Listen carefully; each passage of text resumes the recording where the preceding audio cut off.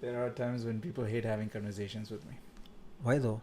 When we, especially, when you're in a different world, we just talk about a lot of weird things.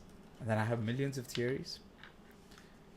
Some of them supported with facts and stuff. And then it blows people's mind when you can actually sit and think about something like that.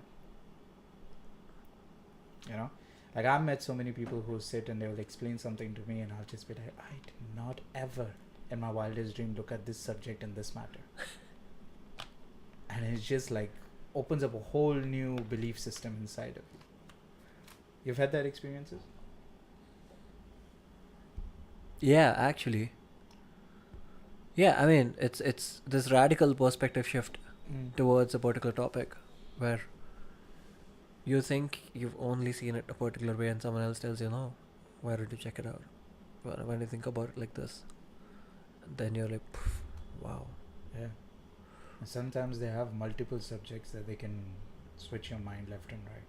When you meet one of those people, right, that's when it's like, okay, now I have to decide if I want him around me or not.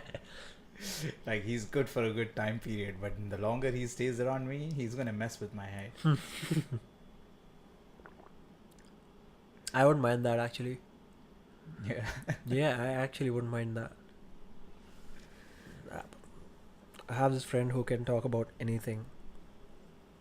Period. That's it. Like, you start a conversation with him about anything under the sun, and he will give you his most informed opinion about it. Oh, those people are amazing.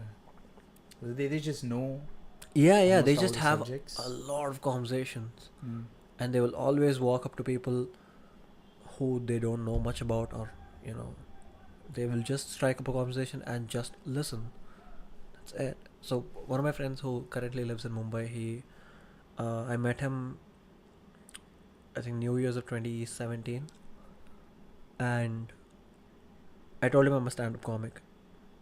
And for 2 hours, all he did was ask me questions about stand-up comedy and okay, how do you become a comic? What do you do? And okay, so what are your jokes? How did you write it? Whatnot? And he had a conversation about it for 2 hours.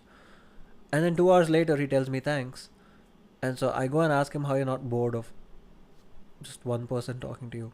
And he tells me, no, I'll have something to talk about the next time I meet another stand-up comic. Yeah.